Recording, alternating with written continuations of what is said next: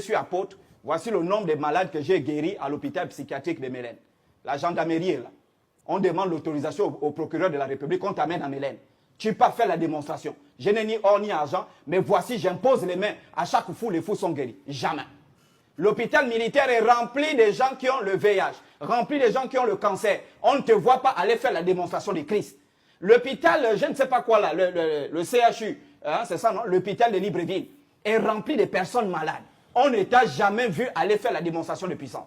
Vos démonstrations de puissance, c'est sur les églises, dans les réseaux sociaux. Non, si tu as reçu l'esprit de Christ, mais fais la démonstration de la puissance de Christ. Et l'on saura que l'esprit qui est en Christ est dans Élysée. Mais chose que tu n'as jamais faite, c'est qui prouve que tu es faux. Mais je te dis la vérité. Je reviens encore, on est où? Il dit les sacrifices d'animaux. Quand on part chez les Nganga, quand on sacrifie un mouton, ça veut dire qu'on a sacrifié, on fait le remplacement d'âme. Et il vient de dire là que non, ça c'était...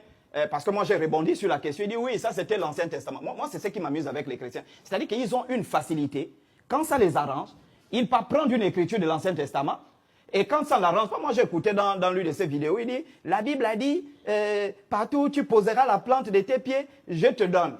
Mais c'est Josué, c'est à Josué qu'on a dit ça. Ce n'est pas à toi qu'on a dit ça dans l'une de tes vidéos. C'est à Josué qu'on a dit ça. Pourquoi tu n'as pas pioché cette écriture de l'Ancien Testament, sachant que c'était l'ancien temps?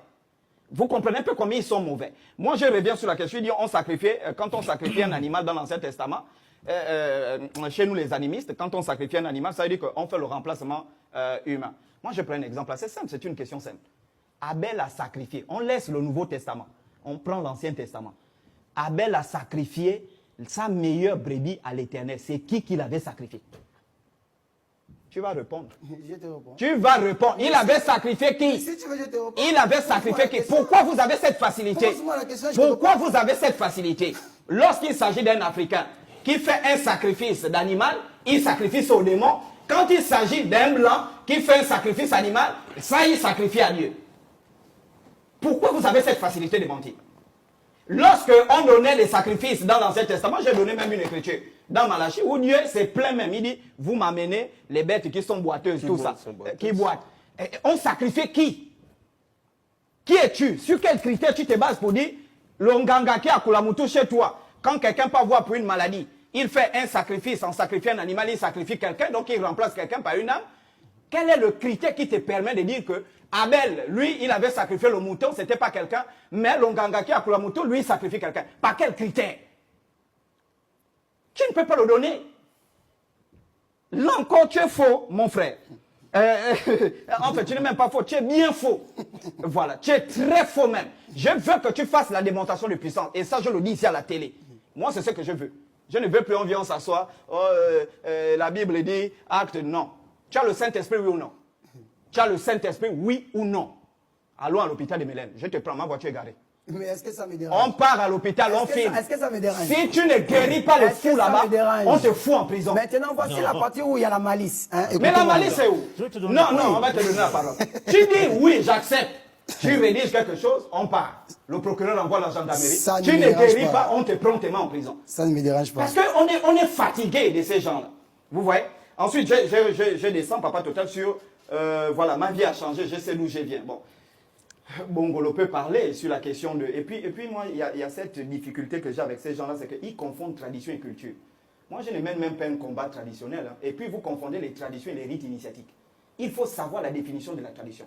C'est l'ensemble des pratiques et des connaissances propres à une communauté humaine transmises de génération en génération. Le mariage coutumier est une tradition. Le nom que tu portes, le nom de ta famille que tu portes, là, c'est une tradition. Il faut faire la distinction entre tradition, rite initiatique et culture. Moi, je mène un combat culturel qui a pour objectif de faire comprendre aux Africains que nous avons des sciences, nous avons des systèmes politiques. Notre système, ce n'est pas la démocratie, je suis désolé. Nous avons notre propre système politique, nous avons notre propre cosmogonie. Au cas où tu ne le sais pas, nous avons toujours connu qu'il existe un créateur, mais qui ne s'appelle pas Dieu, qui porte le nom de Nzambi, Nyambi, Nzambia Pungu, tout ça là. Nous l'avons toujours su ici, avant l'arrivée des Occidentaux. Et donc, nous sommes là pour faire comprendre que nous avons nos systèmes de valeurs, nous avons nos techniques, nous avons nos sciences. Nous pouvons nous appuyer sur ce que nous avons pour nous développer à l'exemple de certains pays tels que le Japon, la Chine, qui se sont appuyés sur leur culture pour pouvoir se développer. La Chine n'est pas chrétienne, mais elle domine le monde. J'ai regardé la France 24 aujourd'hui, elle a construit le pont le plus haut du monde. Elle n'est pas chrétienne. Elle s'appuie sur quoi? Son savoir. Si tu arrives en France, tu vas voir les gens vivent à trois étages sous le sol. Mais ils s'appuient sur quoi? Sur leur culture. Ils se disent que bon, nous, en France, on a appris à faire les râles et tout ça. Et donc, on peut construire des routes également. Ils s'appuient sur une culture.